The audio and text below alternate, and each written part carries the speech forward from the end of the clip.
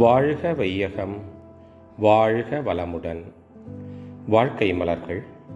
நால்வோர் நற்சிந்தனை. ஆகஸ்ட் 15. தலைப்பு: மகரிஷி கேட்கும் வரம். இளம் வயதிலேயே என் உள்ளத்துள் 4 வினாக்கள் எழுந்தன. அவற்றிற்கு விடை காண்பதே எனது பிறவியின் நோக்கம் என்பது போன்ற உணர்வோடு சிந்தனை சுடரிலே என் வாழ்நாட்களை செலவிட்டேன். வெற்றி கிடைத்தது. முதல் வினாவாகிய தெய்வம் தெளிவாக உணரப்பெற்றேன்.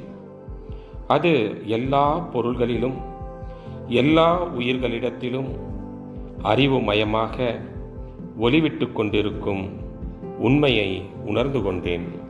மூன்றாவது வினாவாகிய அறிவு எது என்பதையும் ஆராய்ந்து அறிந்து கொண்டேன்.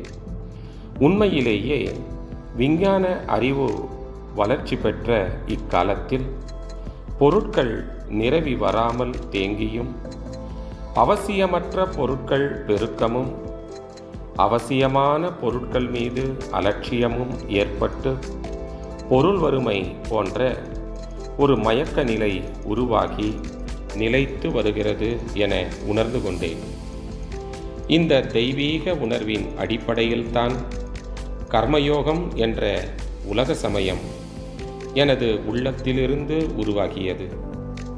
அந்த விரிந்த அறிவின் நிலையிலே இப்போது உங்களோடு பேசுகிறேன். செயல் புரியும் தெய்வங்களாக நீங்கள் இருக்கின்றீர்கள். உங்கள் செயல்கள் மூலம்தான் மனிதனுக்கு, உலகுக்கு வேண்டிய அனைத்தும் கிடைக்கும். இறைவனே உங்கள் அனைவருக்குள்ளும் அறிவாக இருக்கிறான். உங்கள் உடல் உறுப்புகளிலே ஆற்றலாக இருக்கிறான். மக்கள் எல்லோருமே சாதனை புரியும் சித்தர்கள். அரூபமாகிய இறைவனை கேட்டு பெறுவது ஒன்றுமே இல்லை என்று அறிந்த நான், உருவ நிலையில் உள்ள தெய்வங்களாகிய உங்களையே நோக்கி உலகுக்கு நலமளிக்கும் வரம் கொடுக்கும்படி கேட்கிறேன்.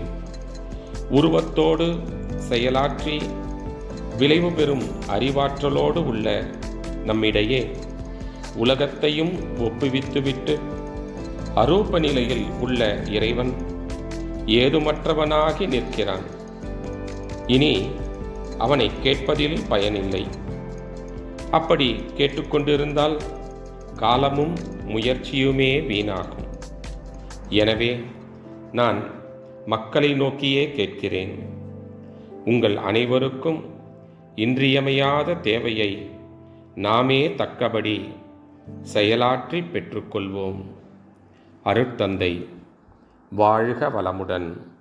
தொடரும்.